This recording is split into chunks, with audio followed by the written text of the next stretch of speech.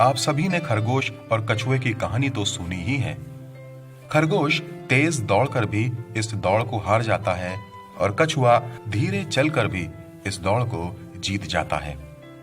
इस कहानी से हमें क्या शिक्षा मिलती है? यही कि अत्यावश्यक आत्मविश्वास भी नहीं होना चाहिए, लेकिन आत्म संयम भी जरूरी है। यहीं पर यह कहानी समाप्त नहीं होती, लेकिन यहीं से यह कहानी आरंभ होती है। अपनी हार से उदास होकर खरगोश ये समझ जाता है कि अति आत्मविश्वास के कारण ही वह हार गया। वह दोबारा कछुए को दौड़ के लिए बुलाता है और कछुआ भी तैयार हो जाता है।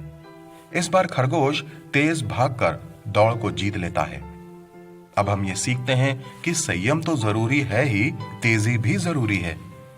दोस्तों, कहानी अभी समाप्त नहीं हुई है।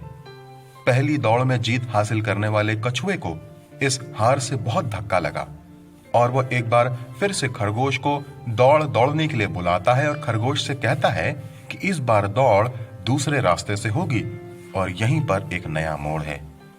खरगोश तैयार हो जाता है। 1, 2, 3 बोलते ही खरगोश तेजी से भागता है और कहीं पर भी न रुकने का फैसला करता है और कछुआ अपनी धीमी चाल से चलता रहता है। खरगोश दौड़ते दौड़ते रुक जाता है। क्यों? क्योंकि सामने एक नदी है और उस नदी को पार करने पर ही वह विजयी होगा। कछुआ धीरे धीरे चलते हुए नदी के पास पहुंचता है और नदी को पार करके प्रतियोगिता को जीत जाता है। इससे हम क्या सीखते हैं? यही कि प्रतियोगिता में भाग लेते समय हमें अपनी तैयारी प्रतियोगी की कमजोरियों के अनुसार ही नहीं, लेकिन उसकी ताकत के अनुसार भी करनी चाहिए। आप सोच रहे हैं कि कहानी समाप्त हो गई है, तो ऐसा नहीं है।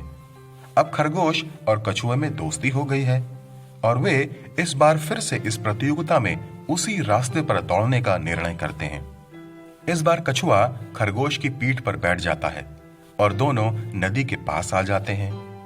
अब कछुआ खरगोश को अपनी पीठ पर बैठाता है तो दोनों साथ साथ नदी पार कर लेते हैं और दोनों एक साथ एक समय पर पहुंचकर प्रतियोगिता को जीत जाते हैं।